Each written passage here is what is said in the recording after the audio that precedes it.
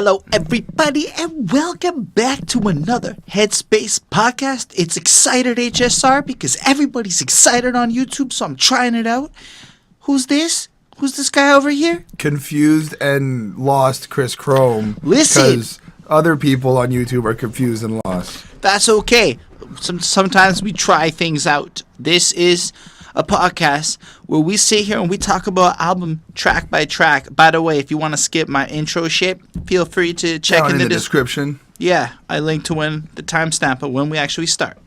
So we go through it track by track. We are not necessarily music scholars. We are simply young artists who produce our own stuff and are trying to get the education required to ensure that we can produce quality stuff. So this seemed like a cool way to go through it, to explore the culture of hip-hop by reviewing albums, both new, both classic, and just getting ourselves grounded. On that note, we'd like to just give a quick thank you to our patrons, Mozart, and Mendel Williams. We'll have a bit more on that at the end of the video. And we also love the idea that people comment and give their opinions, so we like to show our love to our favorite comment of last week. And this one, by the way, last week we did Nas, Nasir, and Kid See Go's self-titled album, and here we have Dusty Clips commenting with about P. Diddy ranting on Nas's Not For Radio song. That was a thing that happened. Something you guys didn't pick up on is Nas had a song called Hate Me Now back in 1999. That's true. We haven't done that era of Nas. And it featured Puff Daddy ranting on it. And at the beginning of Hate Me Now, Puff says Escobar season has returned. At the beginning of Not For Radio, Nas says Escobar season begins. So he's kind of maybe doing that little throwback. So we learn a lot through comments because people take the time to share those kinds of little facts with us, because as much as we can Google stuff and look stuff up, there only is so much you can learn when you don't really know what you're looking for. Well, let's also be honest. We also enjoy having you comment and talk to us and let us know what your point of view is and your information that you're finding.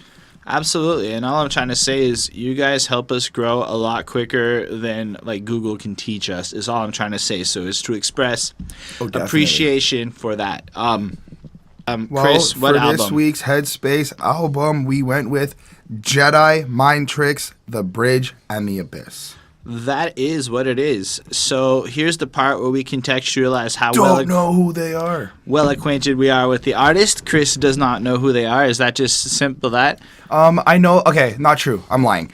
I know I've heard the name Jedi Mind Tricks, but I always mix them up with Immortal Technique and who they are, because I think somewhere in the world there's a song from one of them. I think it's Immortal Technique made a song called Jedi Mind Tricks.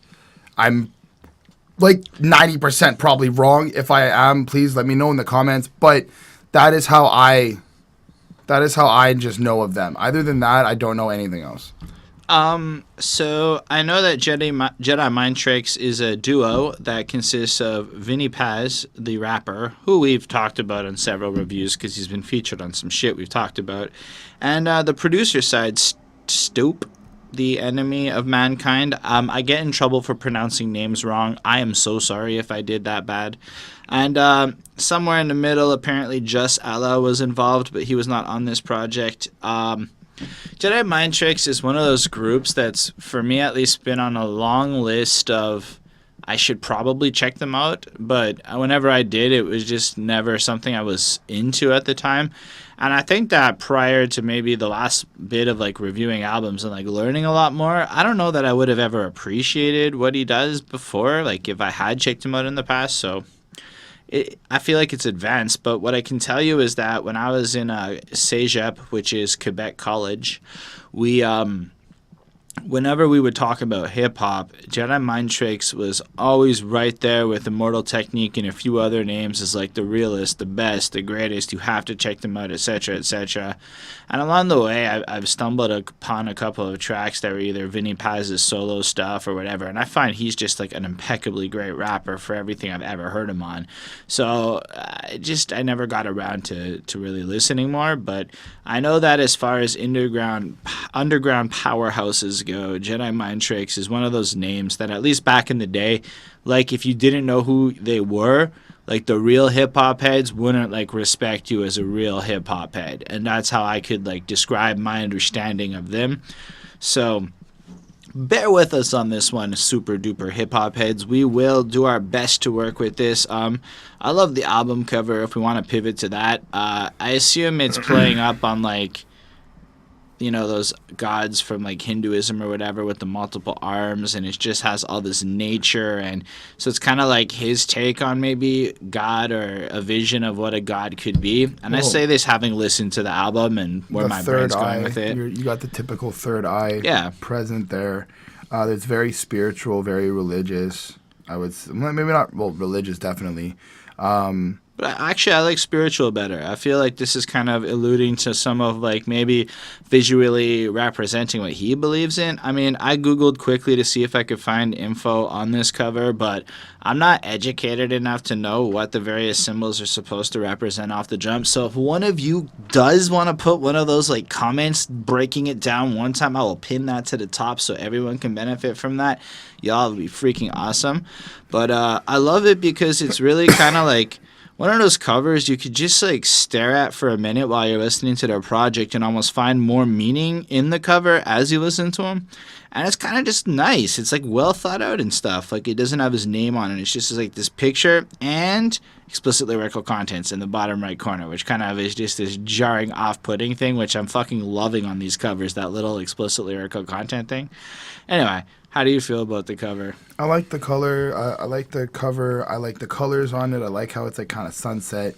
Again, the third eye really stuck out to me in terms of just like being interested in like conspiracies and stuff like that. And I just noticed that like the eagle's got like two eyes on one side of its face, which is pretty cool as well. There's some like kind of looks like fadey hieroglyphics in the background on the top right corner. I mean,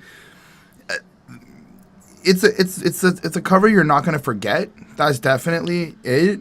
But it's more, I think, for the visual than it is for the actual title because there is no words. Yeah, but it also communicates a lot. Like there's a snake covering up the girl's breasts and like a whole bunch of shit. Well, it's really interesting. What I think really, like in terms of like the abyss, I feel like the abyss of the forest, like the confusion and deep into the wilderness type thing, like getting lost or something like that. So I can understand that.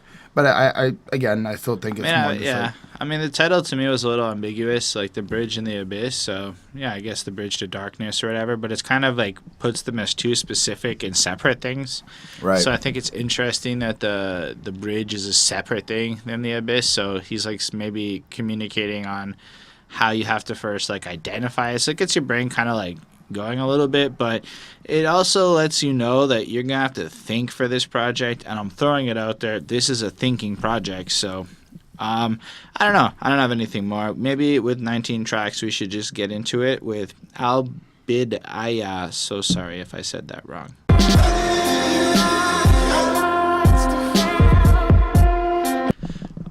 This one starts off with like, so this one starts off with like this like sample of Krishnamurti, who is a speaker, one of those guys who was the wise person worth quoting.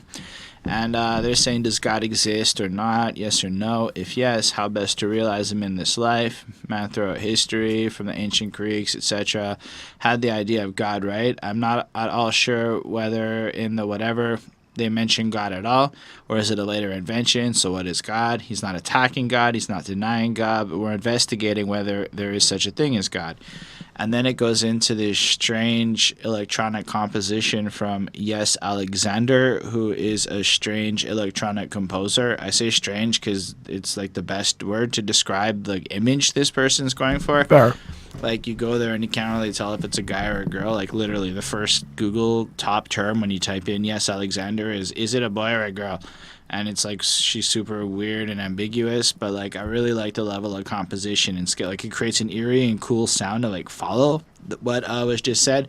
But as far as the introduction goes, I mean, something I'm realizing is the introduction isn't a song in the sense like when there is one, like in the sense that like you're supposed to have a song here. Nah, it's its job is to kind of like take your brain from wherever it was and kind of focus you in the right frame of mind for what you should be thinking about when you go into that first track on this album. So here we have like Vinny Paz basically asking us or telling us in a sense that he's going to try to answer the question of God or whether God exists based off of whatever he chooses to give us in the next songs in terms of material and whatnot or whatever. But still, it really got me thinking, and I thought it was such a complex, like, heavy question, well articulated, heavy question to like start it off, and then that weird, esoteric, eerie music. That was cool. I give this a 4.5 on 5. All things considered, if the intro's role is to set up the album, I think this did a really good job of that. I agree. It really does, as you said, set up the album properly and give you this, takes you away from kind of like your reality and puts you into like this certain mindset for what the album's going to bring. I like the eerie techno music. It was very different, strange, as we said. The question of the questioning of God and just having that that kind of thought go through your head with, as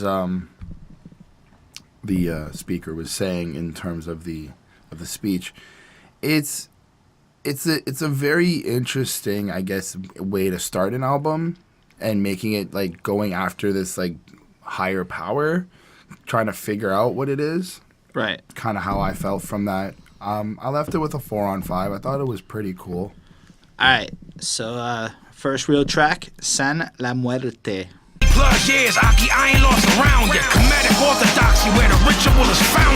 All right. So This beat's hype. From what I can, yeah, it really is. But from what I can tell, San La Muerte is a female deity or a folk saint in Mexican and Mexican American folk Catholicism, a personification of death, and she is associated with healing, protection, and a safe delivery to the afterlife by her devotees. This is what I got from the very first paragraph So on her people kill Wikipedia. for her honor, in a sense? Like, people kill for her, in a sense? Or to please her? I don't really know. I think that, like, she is almost like a positive force in this, but she represents death. And then, so I guess what he's trying to say here is that he represents death in light of the lyrical content that we get a little bit. I don't know. How about you go? You tell us how you feel. Well, I mean, if we're talking about the topic of like death and shit, I mean, he has a line where he goes, I will cross your fucking T's and I will dot that I will pop that 9, I will tighten the grip. Like, you know, you get that already gangster ass feel. He's gonna cut your head off, he's gonna kill you, he's gonna shoot you, all that stuff. So that's pretty violent and dark. He's got another line where he's like, make a list of raw motherfuckers, put my name first. Every single line is by design to make your brain hurt. I have to say, automatically, it's true.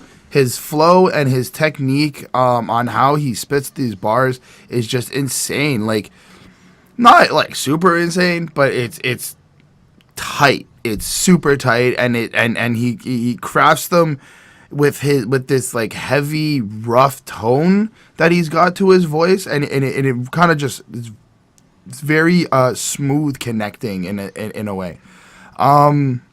He's like, you know, he's got another line where he's like, I got a big street sweeper, I'm the hood grim reaper.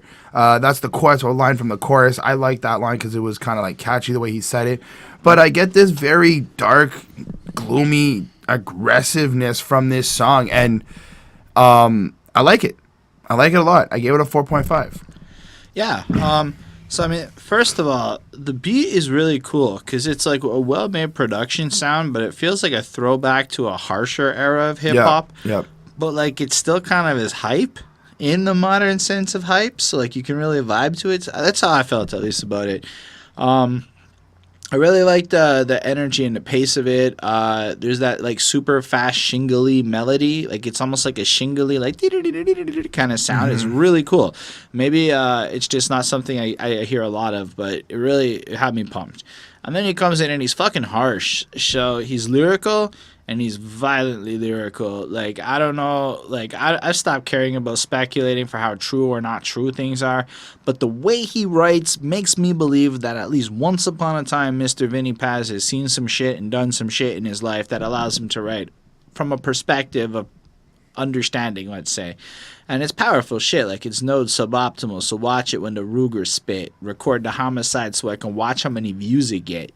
I mean, right from like the beginning, he's like, I'm gonna fucking go out there and spray some people and world star hip hop that motherfucker, and let's see if my shit gets the views, etc. Like whatever. So it's almost like this satirical criticism on a mindset while putting himself as like the protagonist of the story, right? Like, so it's like he personifies this villain, but it's really almost like, I mean, maybe I'm just really going deep here, but it almost feels like a satirical criticism of the things that are going on while being I could see that. super fucking dope with these fucking insane like flows.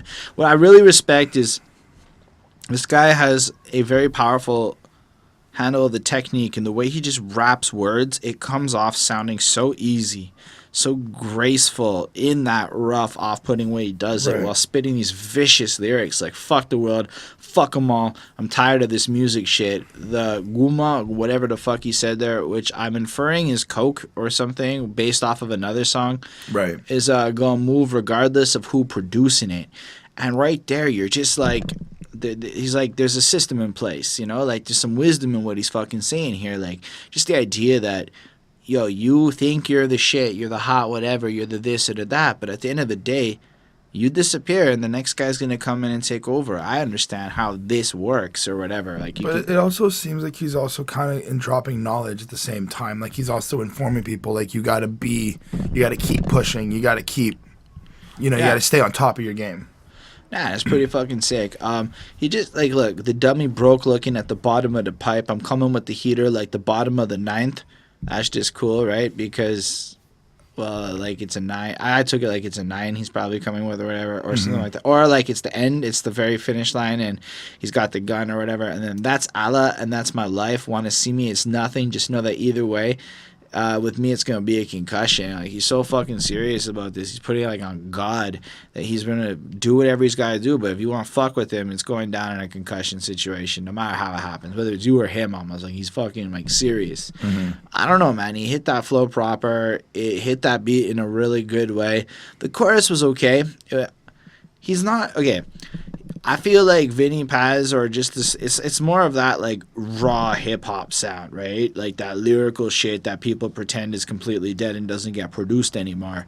It's like, nah, it's that. It's just not that pop shit. It's just not going to have hooks that I'm going to feel as much. It's just not necessarily going to be song structure that is appealing to what I go for as much. So I'm giving this a 4.25. I recognize the raw talent of it, and it's like a firm punch in the face. And it's a fun listen, but I gotta personally be in a mood for that level of density in the way that he's coming at it like that. And it's very hard hitting, and it's very fucking dark, which I'm not saying is a bad thing. He handles it so well, but for my tastes and styles, that's where I'm at with it. What'd you give it? I give it a 4.5. 4.5 with confusion. That's okay. 4.5. Next up is the Rashindun Caliphate. But a stack, everything above board, I'ma leave it at that. Toma. So, first of all, amazing beat, an amazing chorus. The way this thing sung and everything, like, it almost contradicts what I said in the last track. But this is one of those cool out there choruses that really just works. And this is like that experimental kind of sound that really pulls together, and it's just fucking cool to listen to. But it also starts to show the basic structure of a lot of these songs and how it's going to be. Verse 1, verse 2, a chorus, and an outro of like production flair. And look, I normally don't actually like the outro production flair, but let it be said that producer whose name I'm going to mispronounce if I say it is fucking great. Like, literally, I was so happy to just hear these beats play out almost every single time. And that's not something I go through a lot. Like, often, let's say with like Dr. Dre's like 90 seconds of beat outro, I'm often kind of bored by the end. But, man, I loved it.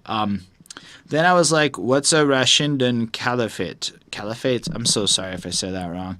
And it's a caliphate. Caliphate is a state under the leadership of Islamic rule, etc. So it's kind of like, you know, a relevant buzzword that maybe people are more aware of than me. And the specific caliphate, the Rashindun one, has this giant-ass Wikipedia page. And I think from what I inferred, it's one of the things that kind of built up to modern Sunni Islam as it is. And so that was all kind of going through my head a little bit and trying to wrap my head around that as I was listening to this track. And yeah, like it's really cool. Like he comes in with like, I don't call it theft if you steal real art. I'm like Benny Hinn, real deal heart. I didn't Google who that was. Sorry. I'm gonna have him looking through his hands like a peekaboo. The nerd's seen looking for his body like Pikachu. And I'm like, man, why you gotta go in like that on fucking Pokemon and shit like that? I love fucking Pokemon, but There's like a lot of bars in this track. but though. it is really good. Yeah, like it is really like well constructed. He comes in with that ferocity, and I guess he's kind of calling out the fakeness in his own way. They don't have to look for it. He dead in the cathedral. He don't need air. Plus the body bag breathable. They still out there pitching the coach and them thieves waiting on them slippery rope. If you want a man to hang himself, then give him a rope, and it's 10 below out here. Give him his coat. It's just like fuck.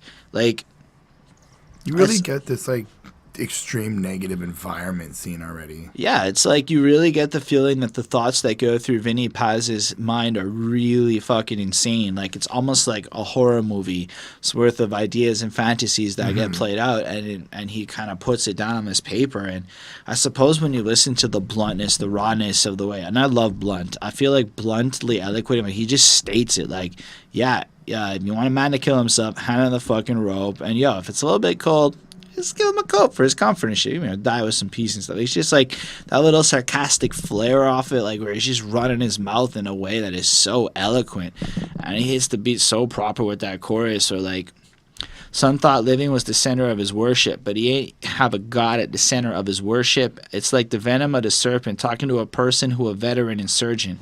So here it's like he's pointing out that like maybe the people he's interacting with have no real soul or purpose, but he on the other hand has God in his life, has this focus, and he is a veteran with this insurgency and his intellectual battles that he like faces and stuff. So he's not an amateur, and as much as he might be putting down this kind of viciousness, it is under that like pretext of don't fuck with us because we're the real shit.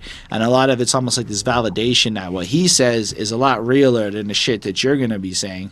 And like at the end of the day, he understands the game really well, and he can tell that like he just sees people as almost like these godless heathens. It's a crazy juxtaposition that he has such faith in God while presenting these lyrics, and I think that's so interesting. Is I guess what I'm trying to say. Because I also got this sense when you wrap up the song with the chorus and you think about there once was a boy who see the world, and then he like finds out like seeing war and stuff. It kind of sounds like he's also explaining how he took off to do his own movements and he saw how the world was like dark and gruesome and deep, and like he learned to kill and then to cry, and then he cried no more. And then when he cried he cried no more. That's the people didn't figure it out on Genius apparently, but that's what I heard sometimes. But no, I don't know. It was kind of a skewed and heavily affected voice in like a good way. It was nice. Yeah, I don't know. I give this a 4.5 on 5. I thought this was like really well rounded, really interesting, but still a little bit. He's a little obscure, and I feel like I have to Google a little bit to listen to him, which kind of has like, which is fine. I actually really enjoyed it in the times when I did, and I got how good his bars are, but it has me in a position where I'm not as prepared to talk about every line that's brilliant, and I have to go back and check it out more. But how do you feel about this one? Well, I gave the song, and actually it almost made it to be a 5 on 5. There's nothing really wrong with this song except for me not understanding and having to go back and fully grasp the entire message. I like the sound to it. It's this, you have this eerie, creepy feel that is very consistent throughout like the entire album. It kind of sounds like that's like one of the main sounds that Jedi Mind Tricks uses. But it's this also this like Western kind of wildish adventure feel. Like we're out in the wild, wild West world, and we're like just doing, like I said, like an adventure. And you could really feel like the want to not have people have to deal with negative extreme problems, and he's explaining it through his own expressions, like his own experiences, which was cool. All right, let's move on to Frescho and Miz. Work and dedication for me, and my brother Stu, he cook in the basement with me. That was This one kind of starts off with like another little like skit bit where they're kind of talking about, I guess, the inflated price of records. I wasn't exactly sure if they were like. So what the conversation is, and I don't know if it's like Vinny Paz or just some other member of the group. I think it's what they were sampling. They were sampling. I thought it was just a conversation. Anyway, Fresco and Miz, I think, are a rap group that they were sampling in that little. Oh, okay. Well, the conversation essentially is somebody basically giving their opinion on how you're like you said, the inflation on how music is like $50-$60 now per like album or something like that, or no, per beats. Like, and but the beat made like cost the beat maker like nothing to have. The person who actually bought the beat, the original beat, it like paid 50 cents for it or $1, and then they're flipping it around to make it 50. And what they're kind of questioning is like, is it really worth $50 though? Like, what you put into this beat, what you put into this product, is it really worth what you're charging? Yeah, and they're kind of pointing out that it almost is like, you get the feeling that they're talking about people who just buy a record for like $2. It's some funky shit no one's ever heard, and then give it to you. And they're not manipulating it. They're not doing anything with it, you know. And it's almost maybe like they're talking like almost on the equivalent of like, I guess, rappers who just kind of like jack like YouTube beats and then do like the same flow. Or it's just kind of like a parable way. Like, where's the actual value in what you're putting out? And it was a cool like introduction. And then it starts off with like the funkiest fucking fresh beat that like we've got for a minute. And I gotta give it credit. It's not stylistically a beat that I'm 100% enjoying because it's not my favorite kind of like, but it's almost like waltzy. It's really fucking fun. Yeah. And then he kind of comes in with one of those flows where like every line's the same, but he kind of keeps the same rhyme scheme going. So like at my brother's stoop, he cook basement with me. That was 3 years ago. Now it's like ancient to me. We the definition of how you age gracefully be. I'm a God fury, y'all more of Satan to me. I don't fuck with swine, y'all a piece of bacon to me. Prior to that, he like takes a shot at vaping. He finds that to be gross. And like every line just kind of ends with the B thing. And then even in the second verse, it still kind of maintains the line with the end, but he flips it to like an aided sound, like, listen money, you ain't getting notes from me, not a penny, not a nickel, not a dollar from me, all offended in the Gucci for the Prada of me, get a job, motherfucker, stop bothering me. Sorry, it was that other flow. Like, he just kind of changes the filler words, but still kind of reflects it, like these one-liners kind of contextualizing him. Like, he doesn't put up with this type of shit. He expects people to have a certain degree of quality. He doesn't want to fuck with people who are going to represent like the darker side of life that he isn't involved with. He really just comes in with this fucking nice flow that fits it. The quality of this song is really high. I understand where he's proving his like versatility over these different beats while kind of maintaining that same core, blunt, hard-hitting sound. I think that's the point of the song. Like, if we were to think about what we were just discussing about, like the inflation in the beats and the effort you're putting in your music, he's really making that effort to show you his, like, on this track alone, the different things he can do with a I guess a simple beat, or, you know, something that was just 50 cents to get. You know, it wasn't like an expensive outright banger, but if you know and you understand the music and you can really feel the vibe to it, you can make it what it is. That's fair. I mean, I gave this track a 4.25, mostly because as much as it's a really well-made product, it's not my cup of tea so much, and I'm taking that into consideration with my grades these days. But, like, I respect it. This is a really fucking well-made, proper, respectable song. I gave it a 4. It's not... It's not that I'm not, like, I don't like the song or anything. It's just, I think that the lyrical content right now is, when this is where I've noticed, and it seems similar, but the underlining message is different. And for me right now, it kind of just sounds still more boasting, bragging, I'm king shit, I'm better than you, which is absolutely amazing and fine. I love how he's doing it, but... Well, like, he's a real hip-hop guy. Absolutely. Like, I feel like he's one of those guys where, like, I can recognize based off of, I guess, interacting with the people who, like, watch our videos that a certain group, like, he fits in with the people who like Immortal Technique and other certain, like, I bet Wu-Tangy type people, all that lyrical shit, which is cool. Like, you have to think music, you know? Of course. And there's obviously other songs on this album that I really like a lot more. This track just lined out a 4. Yeah, I get that. I mean, whatever. When the Body Goes Cold. Don't like the company you keep. He ain't take the L well. He about to get sick. He like start a mob. All right, Chris, how do you feel about this one? I like the intro to this one. This like scratching static sound with like these voices, kind of give you like this devilish feel, like he's hearing the like a little bit of schizophrenic maybe. Kind of get this like psychopathic kind of feel where he's like hearing stuff and he's going crazy. And then very consistent with all the aggressiveness and the environment that he comes from and what he has to do to survive and live. But I like one line when he went kind of like he's calling out. I don't know if he's calling out like younger rappers or a lot of like just the younger generation or the kids out here, but he's like, how you worship Scarface knowing Scarface died. And I've always kind of thought of that for a second, and I was just like, I understand the ideology of wanting to be like Scarface, but at the end of the day, he died, but we all die. So I'm like, I find I think it's more like because Scarface is supposed to be like worshipped as the ultimate like rags to riches story. But, like, it's not, because at the end of the day, he doesn't, like, win. He just gets taken out by rivals. And, but, like if you think of, like, what do you mean by glory. get to win? Well, I guess if you get to live like that for 10 years, I guess you're winning, right? I mean, like, specifically, like, staying alive, not, like, dying as soon as you get your empire. Like, he doesn't hold on to it. He just, like, loses it because he gets shot. It's like, I guess he's questioning, how is this your role model? Like, there's got to be somebody better out there, Somebody who might be still alive at this point.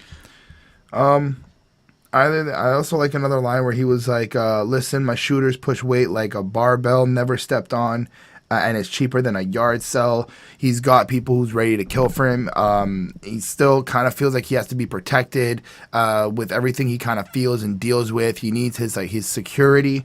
The beat is banging. I like the way that the instrumental is produced, and it carries you through, and it gives you this like, it's not one of those like layered just beat, lyric, go. It's really connecting with the lyrics and how Vinny Paz just forms it with it and fully kind of uses the beat to also put emphasis on his words. It's great. I gave it a 4.9. That's cool. Yeah, it's a really strong song. Another one, like, in the hard heading, I think for me, like, the hook is really fucking, it grabbed my attention quickly. Like, dope, crack, guns, ain't hungry till we all get some.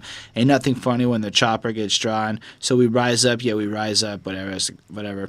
OD pills, I ain't hungry till your whole crew get killed. Motherfucker, how these dumb feels when we rise up, yeah, we rise up. And it's just like, there's a certain degree of ruggedness to that. Like, a lot of people talk about, like, a lot of, like, use the superficiality of the language, but this is, like, kind of crossing the line where, like, a lot of people would not want to be perceived in the way he's presenting himself, but he's just going all in with the extremity of it. Like, right. Like, dope, crack, guns. It's like no blunt. It's just blunt. It's like, this is the worst shit, and that's what I fuck with, Like, I'm not trying to hide it. I'm not trying to be like, y'all with your code names and shit. Nope. Boom. This is me. This is what I put down. But yeah, like, just to go where Chris went with the Scarface line. Oh, you nicer than me, money? That's a bald-faced lie. How you worship Scarface knowing Scarface died. You know them semi always near when the car race by. The Bugatti's big grind. It's Beyonce fly. This is crack in a pipe. I cooked it in a Pyrex. OG taught a young boy how to make a dime strike. Junkies everywhere sniffing that Guma word like it's Sinex. Anybody who don't know what the time should check the Timex. It's like he's kind of like laying down like, I lived a lot of this shit, this real ghetto fucking grimy ass crack era bullshit that a lot of people might be talking about in a certain glorified kind of way. And he kind of spits it all, and in a way that, like, I really like that you don't know the time, check the Timex line. It's just basically like flat out like, educate yourself. Go actually learn some shit about what the fuck you're talking about and know what's going on. Again, he's like super blunt the whole way through.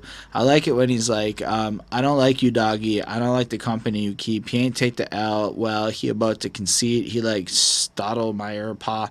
I'm far out of his league. Listen, hand me the eighth. I'm taking his head. I'm like the Yeshua with Lazarus. I'm waking the dead.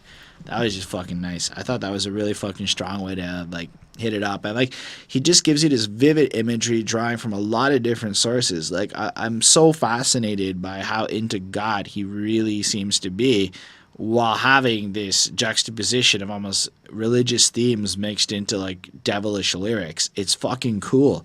Like it's so intelligent. I give this a 4.5 on 5. It's a really good song. Next up is What She Left Behind. Swear to God, I told you it's all in your head. You couldn't bear the fall. Every now and again you get one of those real emotional songs where like somebody takes on the role of a fucking asshole or paints out a fucking really powerful picture of, well, bad stuff. So it starts off with like this newscast talking about a stepfather who goes fucking psycho, and then this song breaks out like the details of what happened. But it's told from the perspective of the stepfather talking to the mother person. He's like, I barely want you here. I think I want them here, talking about her kids. This my fucking house. You think that I'm a pretend here, you know? And it goes on. He's just like a fucking shit. And he's got lines like, and this little one, he always staring at the wall. Is he retarded or something? Or we don't care at all? Don't you bring up that autism shit up again. I swear to God, you know, I told you it's just like he goes on to like belittle it and kind of point out how it's not a real thing. It's actually just like a result of her like bad mothering and shit. Like, so he's really like fucking with her head. He's really being a fucking disgusting asshole. Well, not just that, dude. Like, and then like yeah, he brings up the daughter in and the how, second like, verse, how that's the second verse. We're not even there yet. So he's got like the daughter and like she's scantily clad, we'll say. She's probably a teenage girl showing off some skin. And he's like, listen, man, well, you daughter going out, you let her leave the house like that, don't be surprised when she comes home raped or some bullshit. And boys will be boys. It's her own fault. She wants it like that. And then it kind of ends the verse with this. But hold on, I want to touch upon that boys will be boys line. I feel like he did that in like, if I can say, satire way. Yes. Like it just gets brushed off. Like, oh, well, you know, boys will be boys. Like if ever they get in trouble or something, it's like we're not really focusing on the big problem as well. And also bringing to light that, like, maybe this mother's letting her daughter go out like that. Well, I think he's kind of, like, taking on the narrative that this type of abusive asshole, this is what he would say. Like, oh, and if she comes home raped and you let her go out like that, it's your own fault. It's her own fault because, you know, guys can't be held accountable. You're right. I don't know if it was... The line is just kind of filling the narrative of what this guy's supposed to be. He then like kind of closes out the verse talking about how he makes a lot of money and whatnot, and if she doesn't work, she just kind of takes his money. So she can either do it his way and deal with his shit, or she can get the fuck out. And then there's a chorus where he's like, you know, all the words in your head, blah, blah, blah. It was a fine chorus. It was okay. It fit the song. It wasn't very noteworthy otherwise. Well, it gives you this feeling of like, during all the chaos and extremeness, you know, there's a little piece of like regret, and you feel bad, you know, like you still in the context of the story, you know, he's like this like Vinny Paz, the stepfather figure, is yelling at the mother figure and like cussing her out and making her feel like a piece of shit and everything. But like he feels bad in a way is what I get it as what I come to understand in the chorus. Like he can still hear her voice. He still kind of hears like the purity and the niceness from it in a way. I guess, yeah. And then the second verse has him getting home. He's like, why the fuck y'all still awake? He needs alone time. The autistic kid's crying. Yeah, your teenage daughter's always on the phone. And then he like snaps a bit and he's like, oh, you think I'm being rough now? And then he like puts her in like a fucking headlock and goes on about how all the past girlfriends, he was super abusive and he thought he was over it. Put one of them in the hospital. He literally murdered one of the other ones, made everything look like an accident so he can get away with them. He kind of like he pointed out how they deserved it. He points out that like he clocks the fucking kid because he won't shut the fuck up. He goes on about how he's gonna rape the daughter because she deserves that as a lesson, and mother needs to get a beating, and it's all their fault. Nothing's his fault because he was abused and he had a hard life, and he kind of victimizes himself. Then you hear the cops coming, so he kills everybody and then kills himself, and then the song kind of ends, and you go back to that like news story, and it's you know what the problem is this is probably something that happens the way he described it, like probably more than anyone would know, just for, you know, what actually gets reported. I mean, right. We're also focused on like the White House and things like that. Maybe we're not paying attention sometimes to the closer to home dark realities that we're facing. And I think it's good to remember and have these kinds of songs as reminders, that, especially as men, that these types of people exist. And so when women say whatever they say as time goes on, that we have to remember that these types of people exist, even if we don't necessarily encounter them, and even if we are not these types of people. Because I feel like we as men often forget that these types of people exist as we belittle the arguments of others. We put ourselves in this box of protection where there is no evil, and far too often people don't want to admit there's evil in the world. And so I really appreciate a song like this. It is so well made on that beat. He raps it so well, and it's honestly just showing like such a different side of him, considering the blunt aggression. Like this empathy and this compassion. I love it. I give this a 5 on 5. It's one of the best songs like this I've ever heard. I give it a 4.9. The song is very descriptive in a way. It's very honest. The personification of where he's like the point of view of the person that he's trying to present is real. I don't really have much to say. We pretty much covered it without repeating a lot of what she said. Yeah.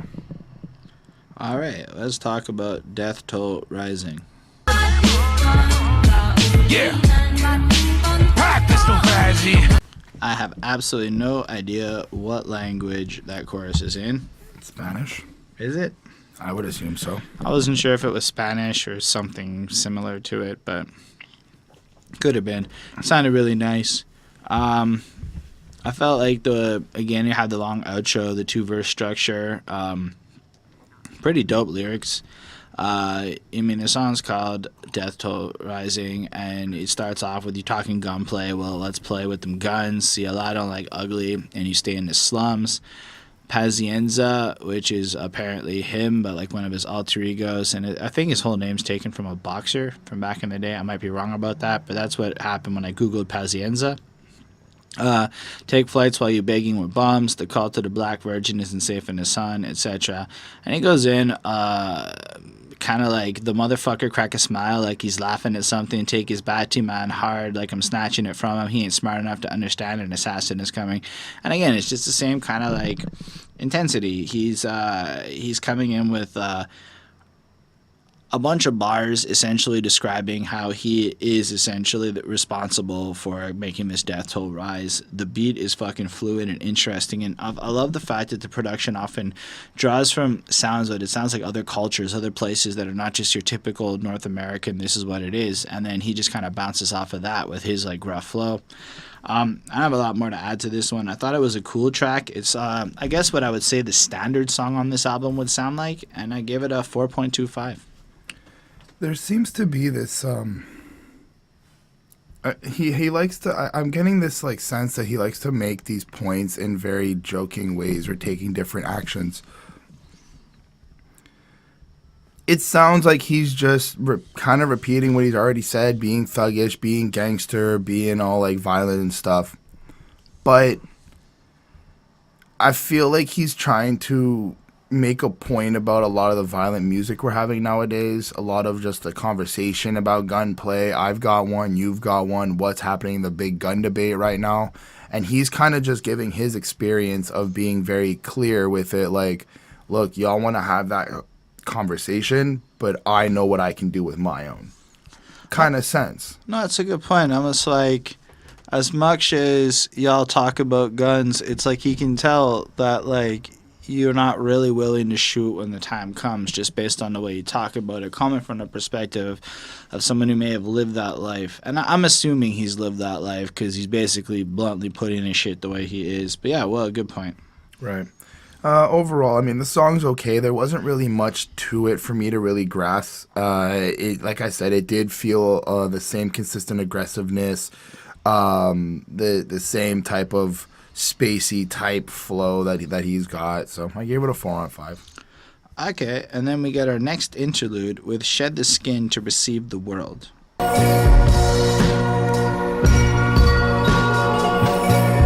So we are back with our next Yes Alexander interlude. So it's kind of like an extension of the way the introductory track ends, like the beat almost like continues on from there.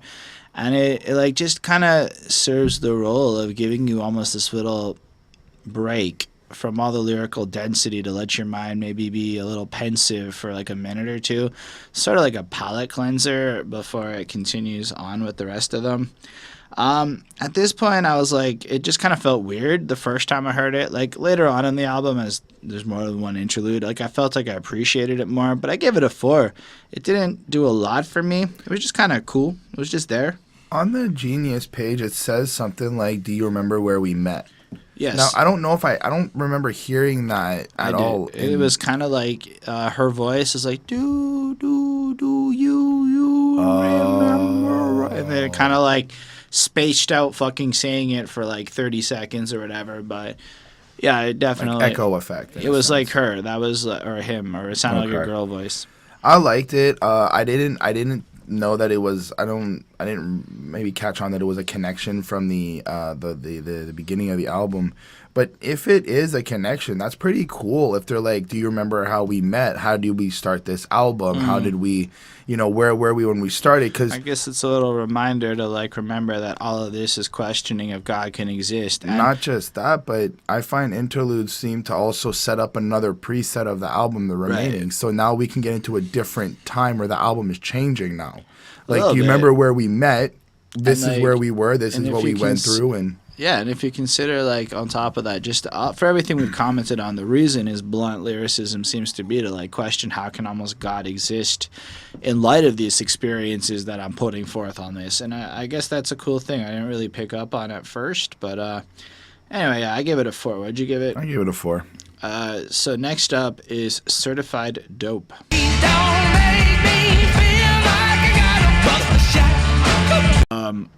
I feel like this flow's cool. The beat is just so much more like rock punk influenced, almost like this high energy drum beat, like just high energy. And then like Shows his Eamon, diversity. I love and I know Eamon again through like I think it was a Vinnie Paz song I came across, and like I know Eamon from that one track like. Fuck what I said, it don't mean shit now. Fuck all the presents, miss, well throw them out. Ah, it's a fucking good song. It's called Fuck You, Chris. You should go listen to that shit. It is like... Is it called Fuck You, or Yes. is it actually called Fuck You, Chris? No, it's just Fuck You. Okay. And like the whole song is him talking to this like girl, and literally the chorus, and it's like all like super R&B like, and it's like... Fuck what I said, it don't mean shit now. And you're just like, oh shit, I've never heard so much cussing in a song like this before. This is like back in the day. At least for me, it was the first time I'd heard anybody cuss on a song like that. And then he never heard from him again. And then he's here on this song screaming out that hook. Yeah, it's nice. It kind of comes in with all these references again a little bit, and they're kind of really cool. Like anybody think they test the bull, probably word Bond. Because, like, word is Bond. This is the best that Sean Connery, the best Bond in his mind, is clearly Sean Connery, who is a really good James Bond as I'm putting it out. You can tell us who your favorite Bond is in the comments below. We pure come from the chest of Bob Marley, like good weed and shit. And there's pain from the waste of the flesh that's not godly, which is an interesting line again. Like, pointing out, like... I kind of took it like random sex or jacking off or some shit like that, but like just in a sense that like there's some godly purity in it. So there is all this harsh shit to him, but again, he puts like he has a caring about integrity and purity and stuff. Like no pork, I don't put mess in my body. You know, like it's cool. Like it's just fucking cool. Like the way he comes in with shit. I like when he's like, they said Vinny wanted the best, but too technical. When I tried slowing it down, it's too sensical. The Covenant darkened the soul, the Blue Sentinel. Caught his 9 a dome and shoot 10 at you. Or caught his 9 a dime and shoot 10 at you. It's fucking good, man. Those are fucking serious lines and shit. But I love the way that they almost like criticize his flow, so he goes whatever, and then they're like, oh, it's too much. You gotta go fast again because it's too fucking much what you're saying. This song is like a good punch to the face, considering some of the other tracks on the album. Yeah. It's really fucking cool flow. I feel like now we're getting into the part where he's got to show off a little more. Like he's kind of showed off bars on the last. Now he's kind of showing off a little more technique and flow No, this with is his still bars. Like, this No, is it's not still like bars. taking away, but when you go on that slower pace, you're making sure every word can be heard. Everything Here- is on that. But here he's still emphasis. like flossing a little more. Now it's more about the flow, being a little trickier, showing that he's more more than just one kind of rapper. I give it a 4.5. He really is a little bit certified dope here. Nice. I overall liked the song. It was cool. I think I liked it because, one, he did pick up the pace. He's faster. I'm into that fast rap.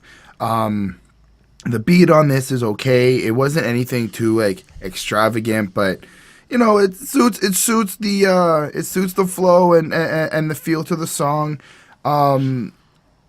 I left it with a 4 on 5. I don't really have much to say because it kind of just is what it is. He's just changing up his technique and showing us that like he can do multiple things and he can really, you know, play a Jedi mind trick, if you want to say, like kind of play with our brains on what's coming next. What's he going to say? What's he going to do? How's he going to present it? And he's always keeping us on our feet.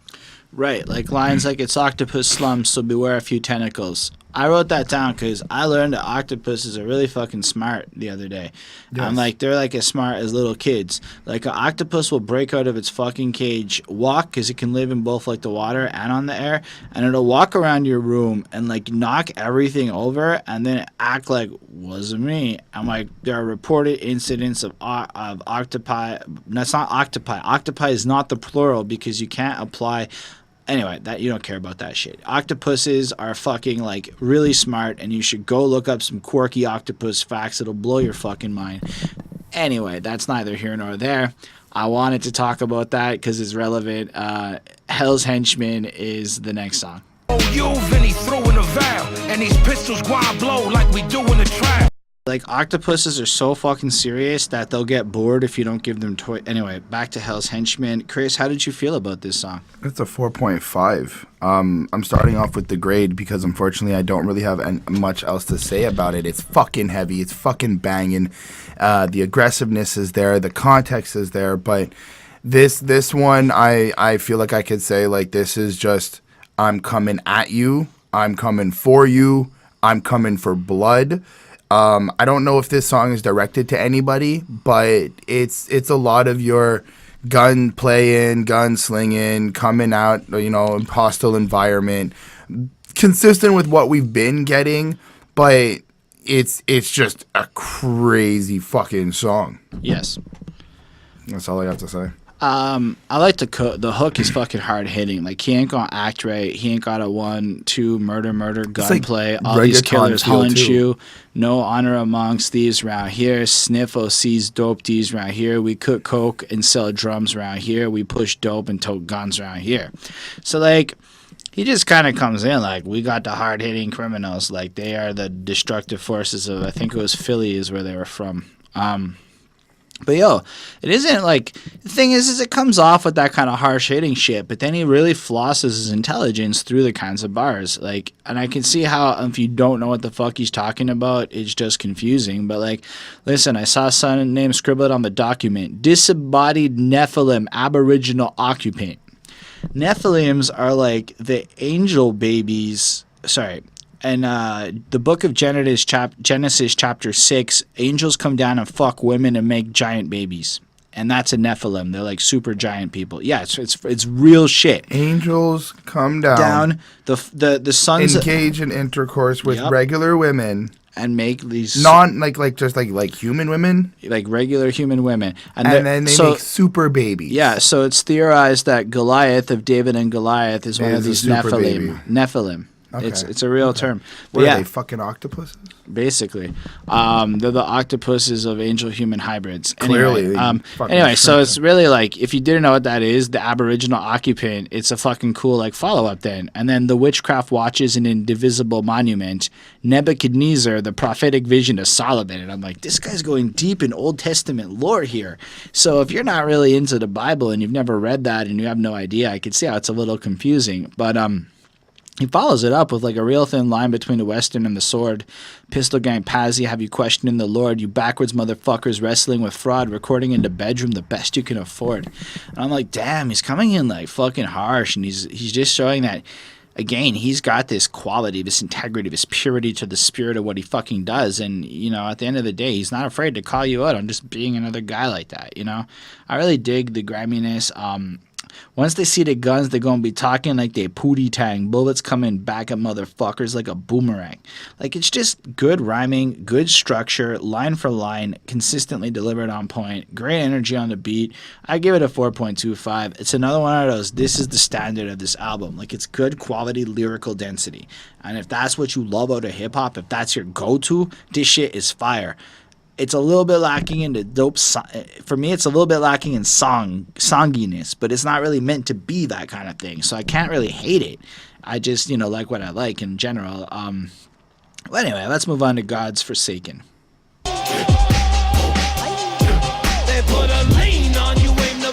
Let me make a prediction here. Hey. This song came on, and Chris was just like, "Yep, this is it. This is." Go on, Chris. Tell the people. Like, it's it's the Tech 9 choppy type music that I like. It's the fast pace, that energy's going. He's kicking ass with his voice. He's kicking ass with his lyrics. But content wise, it's the same. It's the same thing. It's I'm better than you. I'm a better rapper. This is why I'm good. I didn't really get anything else really from it. But it has a nice vibe to it, a nice speed to it, and I mean it's not bad. It's really not bad. Certain songs on this album for me, I feel like have different messages. The other ones, I feel like they just enjoy making this type of music and just really letting go and having fun and just expressing like what it is on their brain. If they're thinking negative thoughts, that's what it is. If they're thinking about robbing you, then that's what it is too. Like, it's just art, really. Okay. Gave it a 4.5. Okay. I feel like this is a little bit like kind of his perspective, a little perspective piece, like where he's had to come through and like he's God's forsaken. He's tried so hard from his circumstances, and it's like no matter what, this is kind of what's going down a little bit. His flow is fantastic. Like, he comes in with lines like, I was dealing with the ghetto, I was feeling for the ghetto, I was feeling with the metal out of my feet, was on the pedal, I was feeling with the pedal. I had to see if I could do it. But like, I've never said those words out loud before, really. So like it's kind of nice. It was fast paced, and you get the sense that like he comes from this harsh environment, and he was feeling Geppetto. Like, that's the fucking dude from Pinocchio, you know? I was showing them my plans, kind of like Geppetto was doing, and pain fall worse if you know it in advance. And I guess he was dealing with his failures and shit, and he goes on and he flows over, and I like when he's like, and you're walking over sands in the holiest of lands, and the holiest of man told me put it in the rhyme book. You would never understand the beauty of the rhyme. Look, blood is on the rhyme book, blood is on the walls, and the blood is dripping everywhere, similar to Jaws, similar to the wars, and the chopper's gonna spit. I think he's trying to contextualize that the horrific shit that he puts into his rhymes that gets perceived in a certain way is really just his way of taking what he's learned almost through God and religion to take his hostile aggression and put it out into this almost productive way of using the music and creating something powerful here, you know? And he comes in like proper with lines like, I had to kill him honorable, I had to kill him fast, I had to build a legacy, I had to build a path. And if you think about like, you know, the way the hip-hop culture and the combative nature of lyrics can be sometimes, it really just shows like almost a trueness to who this guy is. Anyway, I really dug it. I really fucking enjoyed this track. I give it a 4.5. It's definitely better than some of the other ones on this project for me. And let's talk about Legacy of the Prohpet. President, they say whatever, it could be whatever, whenever you want it, we on it, we do. Okay, I gotta start by just saying here, there's a line that Sean Price says up in the voters booth, I'm voting for black. I slump your resident, slap who want Trump for president. Now, what's crazy is that Sean Price passed away only 1 month after Donald Trump announced his presidency run. So I thought that was particularly interesting. This might be like one of the last rhymes he ever recorded in light of that, which I thought was fucking like, whoa. Right? Because he passed away August 2015, and Trump announced July 2015. So just in light of that, I thought it was super fucking cool to like point that out.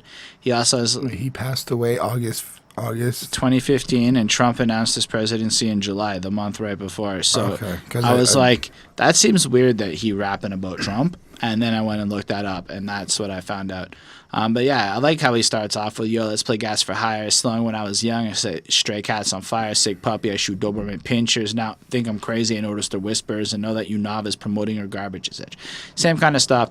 Really fucking hot, like bars comes in, but with like almost a different, grimier voice that really works super fucking well with the way Vinny Paz sounds with his gruffness, which is just different. Also with the beat, though, I feel like They have a nice ear for what sort of tones they should have on the type of beats. Like this beat as well is also very dark, very like gloomy. But just like how as Mr. Price says, beat made by stupid with the execute. Boom. That's exactly what it is. And then Vinny Paz comes in and he's like, either way, somebody dying, I will get him, or his man, I got shooters from the bottom that will hit him with a band.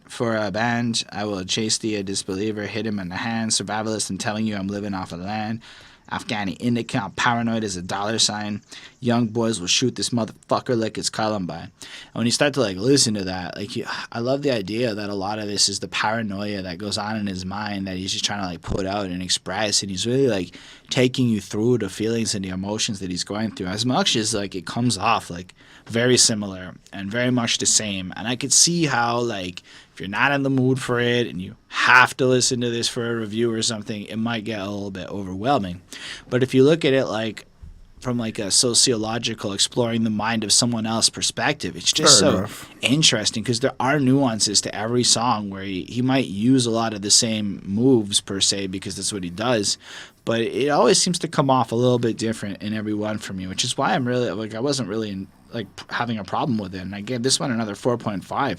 Very well executed. I think it's got like a scratchy chorus. It's fucking nice. I landed the track at a 4.2. The scratchy chorus was interesting. It didn't need any vocals, but I think for me it's just a lot. Again, it's a lot of the heavy lyricism, the heavy listen to what I'm saying. I have a message for you, and what I like though. Because sometimes for me that's like a little bit much. Like, okay, I kind of want to vibe out to this music. I kind of want to just enjoy what else you can see, what else you can do. But what I like though is they're very consistent on the production of the beats. Like, that's the same guy. Right, and I like how I can always get behind the beats on this album. Like, no matter what happens, whether I feel like the lyrics are the same, if they're regurgitated or whatnot, it's like I can always get behind the beats because they just take you somewhere different. They are crazy. All right, fair enough. We got another interlude with the Void Ritual. No need of a remoter charm by thought supply, nor any interest.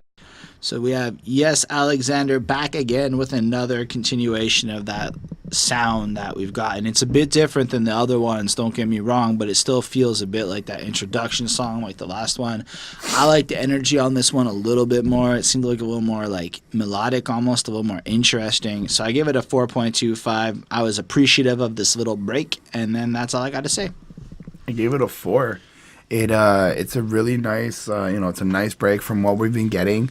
But I really enjoy the spacey, eerie vibe to it. Like it's kind of changing the tone of the album. And like every interlude that we've gotten, it's like you got the start off intro, then you got the second interlude, and now this one, and it carries you and kind of sets you up for the next moment that's coming. That's to come. Okay, so you have one devil, but 5 angels is what starts off the next moment.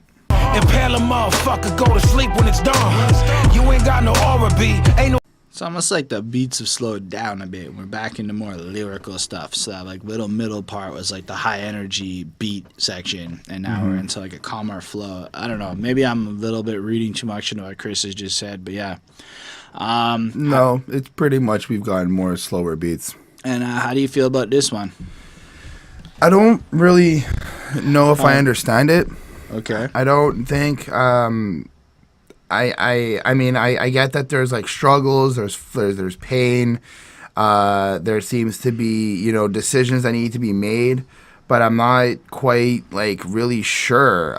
Again, I'm more like I'm really interested in the production of the song, the way that it's got this like these sounds that they come zoning in and they zone out, and they kind of switch from ear to ear is just crazy. I like one of the lines where he was like, it's Pyrex everywhere and baking soda, Bizquick. It's dark here. The average person couldn't handle this shit. And you kind of get this feeling like he's cooking. He's in a trap house maybe. He's cooking up.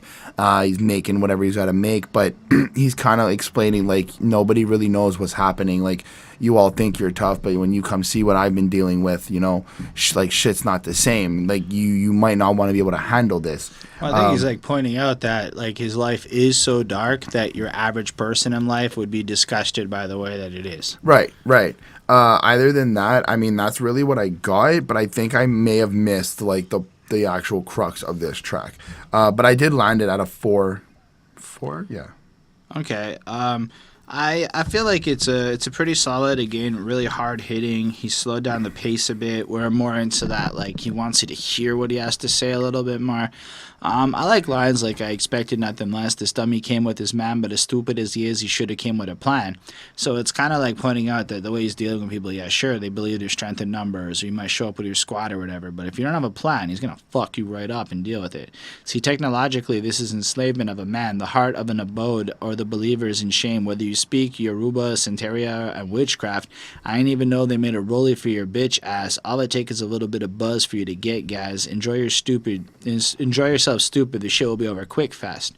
So I think what he's trying to kind of comment on is the state of like people who come up quick, gain some success in the industry, like maybe take on the mumble rappers or any of the trends that have come up. And he's pointing out like no matter what nonsense or voodoo or quick whatever crap magic tricks you're basically pulling to get the industry to accept you and to get in the front door per se, enjoy your quick little run, but your little charlatan efforts aren't going to last, and your whole like time here is going to just end quickly, you know?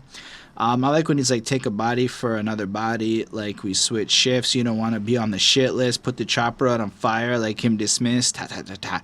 And then what Chris said there, basically the last line of that little section that was talking up the side your fucking mouth will get you lifted. And I think he's trying to point out that, like, again, like there's a certain way of doing all of this stuff, and he's got that higher quality real shit that, you know, and he is not really interested in a lot of the fake nonsense going on around him. I give it a 4.25 because at the end of the day, I felt it was just, you know, slower, a little stylistically less what I wanted, but it was still as well made. Nothing on this project is of poor quality. Like, Vinny Paz knows how to rap, and he does not fuck up on a song. Like, there's no wasted anything here. But it is a lot. It's a lot of the same stuff from like listening to a back-to-back perspective. So I do get where Chris is coming from. But let's talk about Marciano's range. Prevents us from the politicians letting us down. The rain known to alleviate stress. So hey Chris, did you know that Rocky Marciano went 49-0 in boxing when he finally retired in 1956? Did you know that? No. I wasn't sure. I might even be completely wrong, but I didn't like this song. When I googled Marciano, I think I'm even saying it wrong, but that's what I found. Why didn't you like this song? I like the positive vibe of the end of through it. I like the energy through it, but it's just, I don't know, it bored me. Like it didn't have that same feel to capture me in and get me wanting to listen to it. It was very la da da da. Did you see the music video? Nope. I did not either. But I do like a line where he goes, embrace the pain, boy, it's good for the soul. You face the pain and see it can make you whole. I do enjoy that line because he's trying to, like, in terms of the positivity and all the pain that we've listened to already and all the stuff that we got, it's like, yeah, I'm a little... it's nice to have him be like, you need to stand up and face your fears. You need to conquer what is holding you down, and you need to fight what is stopping you so you can move on to be better and grow yourself. Yeah, a little bit. So that was cool. But I mean, at the end of the day, it's not something I'm going to go back to listen to. I gave it a 3.9. Yeah, I don't get his grade at all. I don't agree with Chris at all here. The music video is cool. It's animated. You get this little animated Vinny Paz almost like talking to a kid about like whatever, and he's just like flashing out like almost through like this like fantasy tale of like a superhero or something, going through like taking some beatings and stuff to kind of visualize what's being said in this song. And I thought that was really cool, but it's really a smart song. So it starts off with rain. And every line references rain in the verses, like, the rain is God's tears, it pours when he cry, but know that you're welcome in his arms when you die. The rain is the form of gas in the sky, which is true, actually. They bring back life to a plant when it's dry. The rain purify and wash away the dirt, and wash away anything in your life that could hurt. Rain is water in its most pure form, and it just kind of goes on about rain for a while, describing its both literal and metaphoric manifestations. Like, he's right when he goes, so go for a walk in the rain. It's the best. The rain came, then the love came over me. I fucking love walking in the rain. It's got this beautiful, dark, romantic charm to it. Like, I hate it. It's so fucking pleasing. I hate the It's rain. therapeutic. Like, the sound of the rain hitting the window, it's just beautiful and awesome.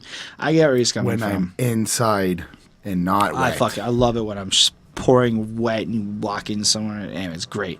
I also like the second verse where he flips it up to pain. So he kind of maintains the same rhyme scheme, but almost flips the context. So embrace the pain, boy, like Chris said.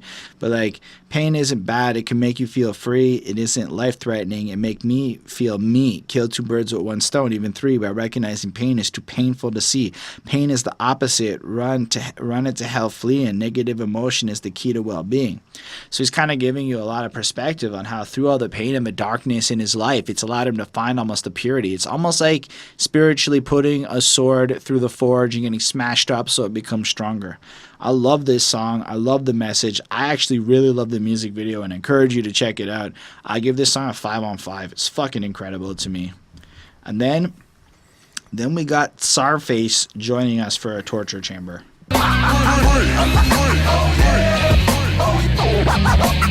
So apparently, Esoteric, CZARFACE, and the next dude were involved in Vinny Paz's super group, who I can't remember the name of now. Like, I can't remember the name of it, but he has a super group. And so it makes sense to then see CZARFACE showing up here and knowing that there is some connection between them. This song's fucking cool. It's got a great energy to the beat. Inspected Deck comes in, and he just kind of starts rapping on some dope shit, like the Under Your Name When You Reach the Top, how I got him lined up, have him looking like some new Jordan sneaker drop, which is fucking crazy. If you've ever seen a new Jordan sneaker drop or pictures of the lineup, it's the kind of lineup you really do want to have for when your new music and shit pops. It's really cool. That's when the speaking stop. That's when the creepers plot. So when you are that successful, that's when people's relationships around you start to change. And that's because, as he points out, the hate starts to burn like tequila shots, which are fucking disgusting, and they do burn to me. You might like tequila. I do not. Anyway, he doesn't care as long as he makes money, and it's kind of the crux of his verse. He's great. He's rich. Life is good. Esoteric is, he kind of comes in vibing well. There was only a little part that I really thought was super fun in his verse where he's like, amazing, embrace the rhymer. I major, you place the minor. I killed it. You pay the piper like I'm Rowdy Roddy, which I always love good wrestling bars. Body ciphers like I'm a Bengal tiger. I'm hyper. There's no survivors. My saliva melts steel. The vibe is real. And I really dig it. And then he ends that with, I'm coming at your neck like I work for Digital Sin. And I know what Digital Sin is. They make pornos. So it's coming for your neck like he's jizzing on you like a porno company. Altogether, it's a fun verse. Great flow, and he works really well with the other two. Vinny Paz comes in with the same kind of braggadocious shit. Listen, slime, you a nursery rhyme. Spider on the back. Because that nursery rhyme that has, like, the spider on your back that I can't remember it. Like, you like, rub your hands down the back of the person. Anyway, and mine is, like, pulling a lighter to the crack. And he's like, yeah, you're like that. I'm fucking this. I'm the realest shit you're ever going to see. That new Gucci shit got the tiger on the back. I couldn't care less about Gucci. And the Lamborghini sound like it's a lion in the back. It's okay, too. Fine. Anyway, he just goes on like that for a minute. And, he doesn't really say a lot of interesting, but he rhymes it well, to me, at least. 4.5 on 5. Interesting and fun break. Nice to see some other rappers, actually, at this point. And, what do you think? I gave it a... Don't like this song. I like CZARFACE. I enjoyed the album that we reviewed. But, I don't know. Inspected Deck didn't really catch my attention as much. Great lyricist, great on point with the flow. He does what he does. But it was just, it kind of, for me, lacked a little bit of energy, a little bit of that creative, like, animation that we got from CZARFACE meets Metalface.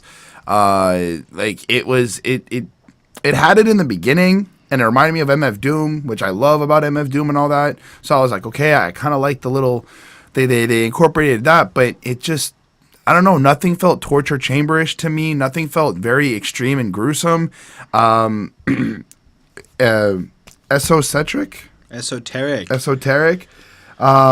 He, for reals, he's the only verse that really felt like he was gonna go out and kill and stuff like that and make it like actually being like torturing. Vinny Paz was your typical, I got my 9 on me, I'm flipping, shooting, doing what he does. And from what I get, Inspector Deck, it was just kind of bragging about being better. Yep. Right? So I don't know. It just didn't really fit what I kind of thought it would have been. It was very odd. I gave it a 3.5. They might be wondering if there's a need for a letter concerning the intellect over here. We honorable like we Tuskegee. Bad claws and a buckskin leather. We got more lyrical density. Like Vinny the Chin, my mentor was Genovese, which is like one of the 5 mafia families in New York, if I'm not mistaken. So, you got to be strategic in order to hold that. Prada kicks the same color as Fettuccine. Great. He tried to test his loyalty like Adebisi, which is cool because Oz is a fucking amazing show. And in that whole scene, he like kind of gives somebody a tape to test their loyalty and things don't work out right or whatever. But it's cool. It's cool to get such like a randomly specific reference like that. Nothing in common with anyone who had it easy. I can relate to that. So if you had an easy life, he is not really somebody of your kind of person. This motherfucker talking guns when he had a BB in the tomb with the Vizier like Nefertiti, and it's just like, damn. Like, you almost have to start Googling every fucking punch word to make sure you can fully understand the references in these bars. Otherwise, you're going to have this shit go over your head, and I think he's cool with that. I don't think he really cares. Like, as Pusha T said, if you know, you know. You got me confused like I give a fuck what y'all consider as being on the up. I call beginner's luck. He's a small fry Webster Papadopoulos. Everything from here on released from you is posthumous. So here he is just again kind of taking little shots at the intellectual and maybe the state of these little rappers on the rise. And he's just saying, yeah, you got lucky, but fuck it. Y'all are going to be over soon. And then I told you I don't fuck around. I be in a camouflage Gore-Tex shorty in a lovely ground. It's not a home. If that's occupants died, he could take this fucking shot like his doctor prescribed. Anyway, more of that shit. It's kind of calm in the sense that it's not as long lyrically. It's a pretty eerie kind of beat. He comes over at really slow paced, heavy hitting, and I gave it a 4.6. It's got a really strong feel, and I like it. It's really well written. It's just that I don't know that I understand every line yet. Personally, for me, I think I just kind of was a little bit drained, a little bit Vinny Paz drained out at this point, because I didn't really find it to be that interesting. I didn't find it to be that, like, again, captivating. Kind of sounds like a B-side song to me. Just something just to go out there, be braggadocious, and something that he was just working up, kind of going after the new generation, how he's, like, better than them and stuff like that. It's good. It's consistent with what he's given us. I didn't really care about him bragging on this track so much. Gave it a 3.7. All right, then let's talk about making a killing. Yeah, overcrowded stalls, cages and crates, no sunlight, no. So this song, I have to give Vinny a lot of props, right? If you're gonna make a super prolific political statement about whether or not people should eat meat, dropping it as the last track on your rap album is a really smart way to get your point across without maybe pissing off everybody, you know? Because this song is drastically different than the rest of the album, right? Yeah. He's really expressing his feelings on how you should not eat meat because of, and then he goes on to rap about it. Like, do you have compassion for everything alive?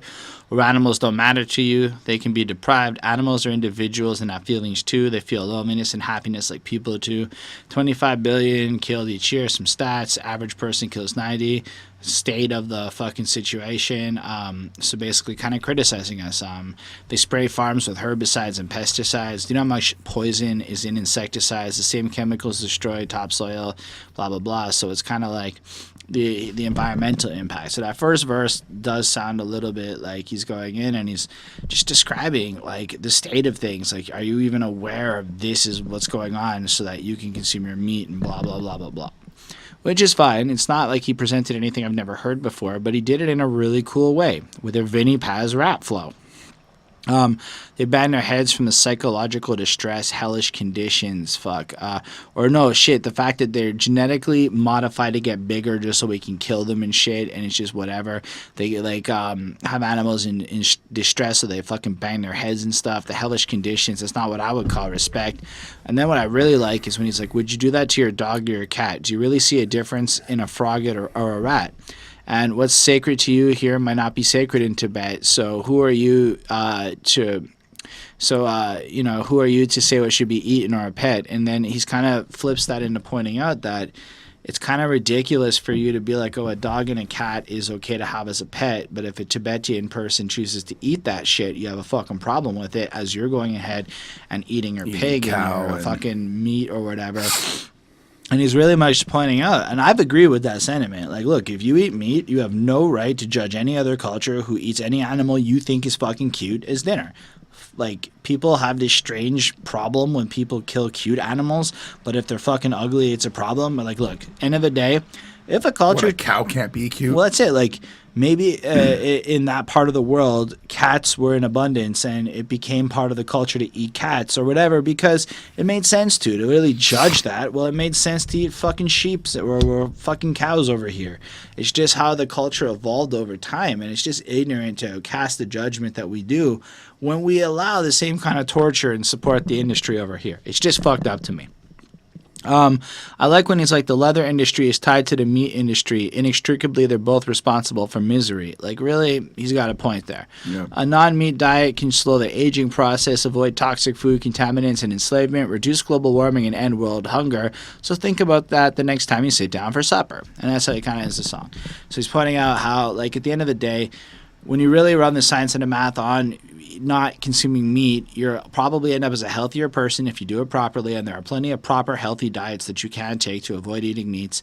And the environmental impact, like most of the methane in the world comes from cow shit, not fucking cars and stuff. So it's the cow shit because of the amount of cows out there to support our fucking food diets and shit. They are the ones that are like really the worst parts of those CO2 emissions and stuff. End of the day, like he's saying that if we can destroy this industry where animals are treated like slaves and destroyed and stuff, like ultimately he brings up the ethical argument of how can you possibly draw the lines. And I get where he's coming from because we arbitrarily draw lines for all sorts of issues like this where some things are okay and others are not. Like we're some kind of God being that can make that distinction. But at the end of the day, I'm probably going to keep eating meat. In fact, I'm thinking about the chicken breast I'm going to chop up and make chicken nuggets with after this. And that's where I'm at. If you eat meat or don't. But at the same time, when I hear stuff like this, it does really make me think about it. And maybe one day I'll give up meat and I'll get skinny like all y'all that are skinny, and it'll be a great thing for my life. In the meantime, that's where I'm at. But I love the way that he took the time to express this argument in a way that makes it hard for me to argue with him because it's so well thought out and it's so articulate. I gave it a 5. I'm so impressed with this song. Plus, I really, really enjoyed listening to this song. It had the same kind of passion and the same kind of heartfeltness as the one about the stepdad fucking killing the family. Only it's about animals this time. And I love that about him. Anyway, 5 on 5. It's a 4 on 5 for me, honestly. It's a great track. He delivers it well. The extremeness of his points are delivered super hard. He does give you something to think about. I'm gonna eat meat, and I think it's I fully take responsibility. I guess I just didn't really care about his standpoint on not eating meat, which is part of the downfall of this track for me because I'm gonna eat meat, and if you don't eat meat, that's fine, but I don't need you to give me a 4-minute song telling me why I shouldn't eat meat. That's me, and that could be part of why he probably made the track in terms of like. I mean, if there was ever a fucking format for you to make that song, it's gonna be your damn album. I'm not saying about the album. He wasn't I'm saying really the song. like judging you. I'm not. Look, I'm just saying like the concept of the song was his point about eating meat, and I just was like, I'm gonna eat meat. I respect your point. I see where you're coming from, but. Like the whole point of the song was to give you something to think about. so that you're more aware of the consequences of your actions. Absolutely. So if you're not aware of the consequences of your actions when you eat meats, this song's totally valid, I think, because otherwise you might not have heard that information. And there's a lot of people who would just write it off. So I don't know, man. I don't want to belittle this track at all. I'm not trying to belittle it. Like, that's what I'm saying. Like, it's me personally. Like, just at the end of the day, it's a good concept to think of. It's something to really take a moment to sit down and be like, what is in my meat? What is actually happening? You know, I'll tell you the truth. I didn't know about what's in your meat. It's about what happens to the animal before it gets fucking killed. It's about the industry and like, I don't really like the meat industry. I think it's fucking barbaric. I know it's a little hypocritical. I'm addicted to meat as a food product, but like, it's really tragic when you Google it.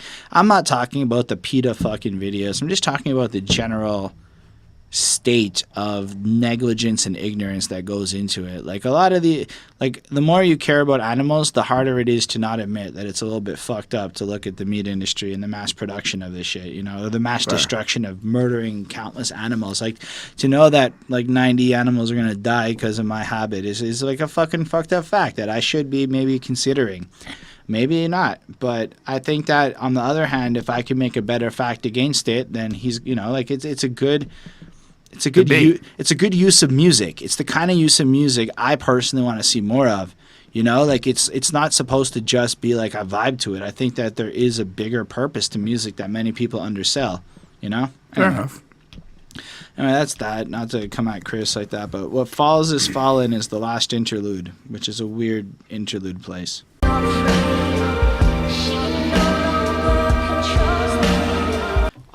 Our last T.S. Alexander produced little instrumental bit. I like this one the most. I think it really kind of captured the finality of like an ending. Like, it really felt like it ended a project. It ties it back to the beginning, having a similar feel as that opening track, which I guess is supposed to bring you back to questioning God and thinking about that as the core point of the album.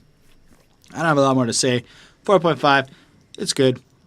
4 on 5. It's a nice instrumental. It's a nice way that it ends the track. I do like the way he keeps it consistent with like the other interludes and kind of keeping you and ending off the story on a peaceful note. It was great. All right, so I guess that's it. That's the album's reviews finishing point where we sum up and tell you. Anyway, that was terrible. I gave this album a 4.47. I don't want to call it a classic or anything like that, but I want to say this is pretty fucking close to like that modern classic standard that I've been noticing. Like, albums that are trying to recreate the classic era. Like, honestly, is lyrical as fuck. And as an underground project of lyricalness goes and great sound production, it's really great. If you are not like a newbie hip hop head or you're really into language and complex like use of bars and shit, I believe this is a great album for you to check out. Like, it's totally fun. Like, I can find myself going back to many songs on this project and just gaining some wisdom.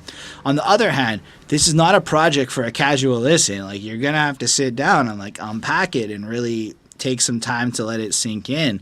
Time that I haven't had in the less than 48 hours since it's been fucking released to the public. So I feel like I'm a little inadequately prepared, and when you watch this later on, even you'll have had more time to sit with it and get more out of it. So I apologize for anything I missed, but I think this really makes me want to go check out older Jedi Mind Tricks projects, and if you want us to do that, totally let us know so we can force Bonnie to listen to some of this stuff. And yeah, what do you think? I like the album. From what I've heard from different people about Jedi Mind Tricks, they live up to the name that they have. They're very underground. They're very different. They're very, old school hip hop, trying to bring back that sound. I left the album at a 4.3. I like it. I'm going to go back to it when I have more of like a clearer head. As you guys may have seen, I'm a little bit under the weather today. But when I have a clearer head, I'm going to go back to it and see if there's anything else I can gather from it and take away, because I do think that there is a lot of messages here that he can provide. You just, like you said, you got to take time to sit down and unpackage everything and really go into detail. All right, cool. So thank y'all for watching this. We really appreciate you sticking with the podcast and like caring about what we have to say, and we totally care about what you have to say. So the comment section is a totally great way for you to let us know how you feel about the album, what what you cared about and whatnot. Anything we also fucked up, great place to correct us. if you do like what we do and you want to support us, we do have a Patreon where we have Lindell Williams and Mozart who have been awesome and signed up for the tier that gives them access to the request raffle, where once a month each person in that tier gets to throw in their request, and then we get to pick one from that list. So far they both have one. For them it's a 50-50 chance. If you join in, that will make it 33 each, sure. So what I'm thinking is we're going to make a next level above where you get one guaranteed fucking album that we will do 100% in the order that people sign up for that. And then you'll get a bonus entry into the request raffle. So it'll be maybe a little more expensive, but you'll get 2 entries month to month, plus a promise that no matter what, we do that one review for you of whatever the fuck you want as soon as is doably possible after you sign up for it. Because, you know, depending on how popular we get, that could take time. In the meantime, it means you'll likely get it within 2 weeks. So if you do care about that, you want to see early access, you want to see us get a better setup, it's a super awesome way to help. If you'd rather just support us in the more conventional sense, you could like the video, subscribe, comments, and tell your literal friends about it. Talk to us on Twitter. Help us grow into a community of awesome hip-hop loving and music loving people that just care about albums and getting more into it than this single culture often provides. So if you want to get into it, let us know. Peace.